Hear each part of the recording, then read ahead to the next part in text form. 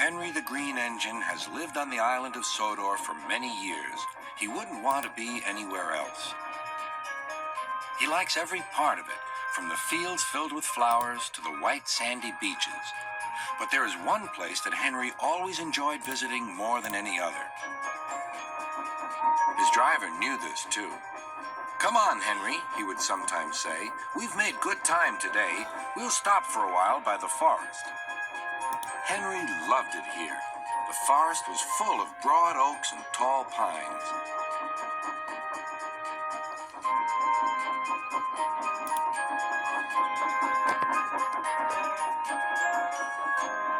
Henry could remember the day long ago when he and Toby brought some new trees to be planted, and Terence and Trevor helped haul them into place.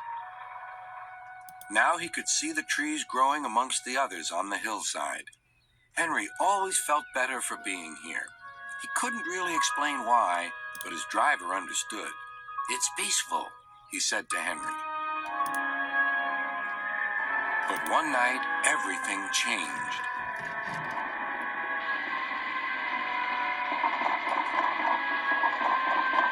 The engines were resting in the shed.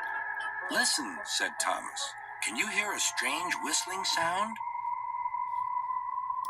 "It's the wind blowing outside our shed," replied Toby. "But I've never heard it like this before."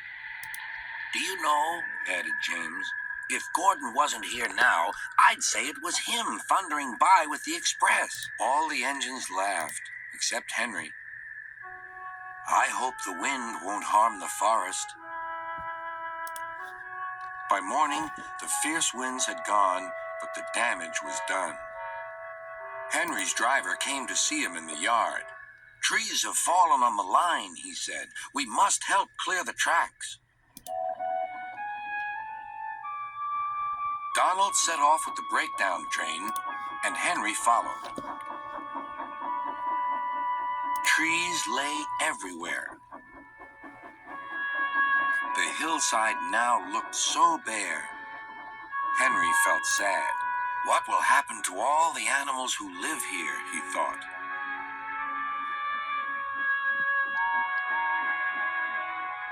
When Henry's flat cars were full of logs, he took them to the timber mill where they would be turned into furniture and other things.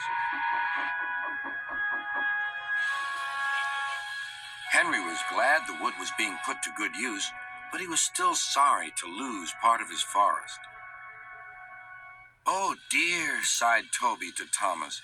"I wish there was something we could do to make things better again." "Yes, indeed," replied Thomas. "But what? We can't mend broken trees." "Hello, Toby," said Sir Topham Hatt. "You do look glum." "I'm sad about the trees," said Toby.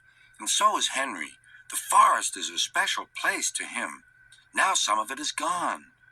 "We'll soon put that right," replied Sir Topham Hatt. "I have an important job for you, Toby. I would like you to take some freight cars to the forest." When the freight cars arrived, Toby was delighted. They were full of splendid young trees all ready for planting. "This is the best job I've ever had," said Toby happily. When Henry returned, he was most surprised. There were Terence and Trevor busily helping the workmen clear the torn stumps and branches. "Look, Henry," called Terence, "we're beginning again. The hillside will look better than ever before. You will see."